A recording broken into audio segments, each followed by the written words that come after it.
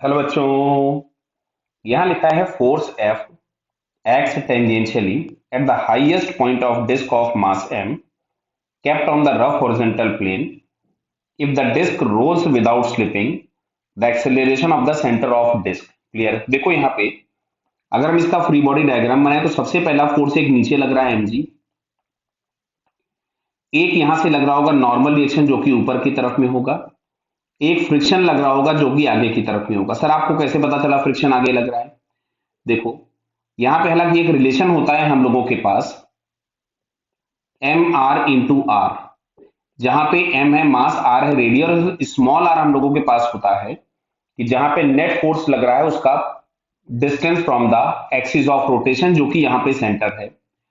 अगर एक greater then I होता है, लेस देन आई होता है, इक्वल टू आई होता है तो उससे हम फ्रिक्शन का डायरेक्शन डिसाइड कर लेते हैं। ये कंसेप्ट हम लोग बाद में पढ़ेंगे, क्लियर है? या हम लोग पहले क्लास में इस चीज को पढ़ चुके होंगे। अब सुनो इधर, अगर सर हम यहाँ फ्रिक्शन पीछे ले लेते तो कोई फर्क नहीं पड़ता फाइनल आंसर में, कोई फर्क नहीं पड़ता। केवल आप फ्रिक्शन जब सॉल्व करते तो माइनस आ जाता, कोई फर्क नहीं पड़ता। क्लियर? अब सुनो इधर, यहां से अगर हम लोग देखें तो जो डिस्क है, डिस्क का सेंटर किसी ए एक्सेलरेशन से आगे जा रहा होगा और ये किसी एंगुलर एक्सेलरेशन अल्फा से रोटेट होगी।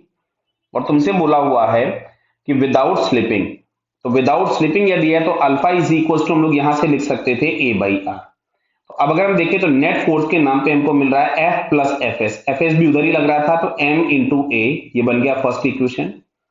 अब अगर हम इस सेंटर के अबाउट टॉर्क देखेंगे तो एफ का टॉर्क है क्लॉकवाइज और एफ एस का टॉर्क है anti clockwise.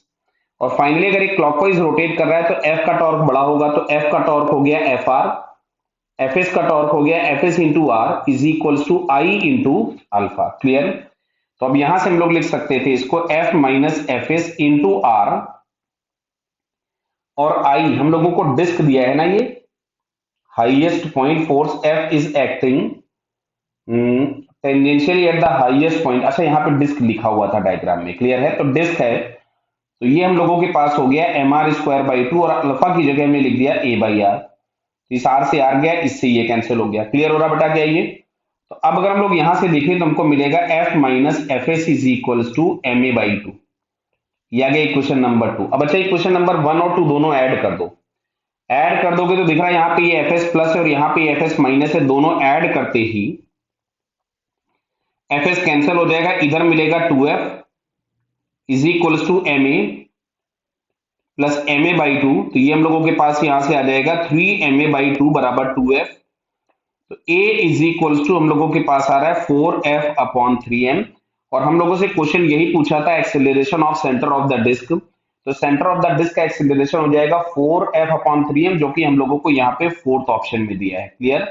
So finally it's fourth answer is correct. Clear बेटा? Okay, all the best.